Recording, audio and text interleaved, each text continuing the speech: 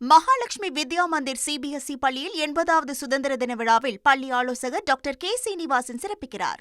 முதல் முறையாக தேர்வான எம்எல்ஏக்களுக்கு கார் வழங்க அரசு முடிவு செய்திருப்பதாக ஒரு தகவல் வெளியாக இருக்கிறது. இதற்கான ஆலோசனை என்பது நடந்திருக்கிறதாக முக்கிய தகவலை பார்க்கிறோம். விவரங்களோடு செய்தியாளர் பாஸ்கர் இணைந்திருக்கிறார். கேட்கலாம். பாஸ்கர், வணக்கம். சட்டப்பேரவையில் ஒலிக்கப்பட்ட குரலுக்கான ஒரு நடவடிக்கையா இது? உங்களுடைய தகவல்கள் என்ன?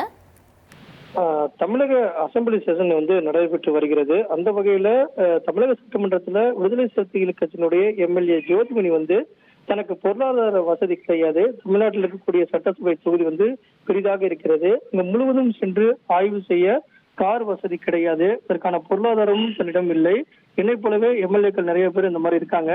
இதன் காரணமாக முதல் முறை எம்எல்ஏக்களுக்கு சட்டமன்ற உறுப்பினர்களுக்கு கார் மற்றும் உதவியாளர் வழங்க வேண்டும் அப்படிங்கிறதா சபாநாயகரிடம் அண்மையில கோரிக்கை வைத்திருந்தார்.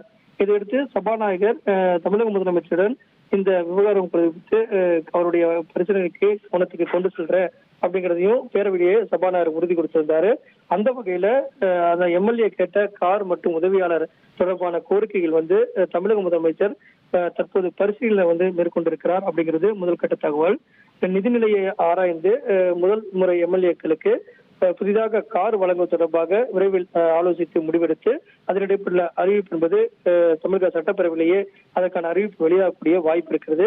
2 கோரிக்கைகள் முன்வைக்கப்பட்டது. முதல் முறை எம்எல்ஏக்களுக்கு பொருளாதாரம் கம்மியாக இருக்கக்கூடிய அவங்களுக்கான கார் வழங்க வேண்டும், அதே நேரத்தில் எம்எல்ஏக்களுக்கு ஒரு உதவியாளர் நியமனம் செய்ய வேண்டும் அப்படிங்கிற கோரிக்கை முன்வைக்கப்பட்டது. இது சபாநாயகர் முதலமைச்சருடைய பார்வைக்கு எடுத்து சென்றிருந்தார். தமிழக முதலமைச்சரும் நிதிநிலையை ஆராய்ந்து இது தொடர்பான முடிவை எடுப்பது உள்ளதாக தற்போது தகவல் கிடைக்கப்பட்டிருக்கிறது. இதன் காரணமாக எம்எல்ஏக்களுக்கு கார் வழங்குவது தொடர்பான ஆலோசனை என்பது மேற்கொள்ளப்பட்டிருக்கிறது அப்படிங்கிறதா தற்போதைய தகவலாக உள்ளது. மகாலட்சுமி வித்யா மந்திர் சிபிஎஸ்இ பள்ளியில் 80வது சுதந்திர தின விழாவில் பள்ளி ஆலோசகர் டாக்டர் கே சீனிவாசன் சிறப்பிக்கிறார்.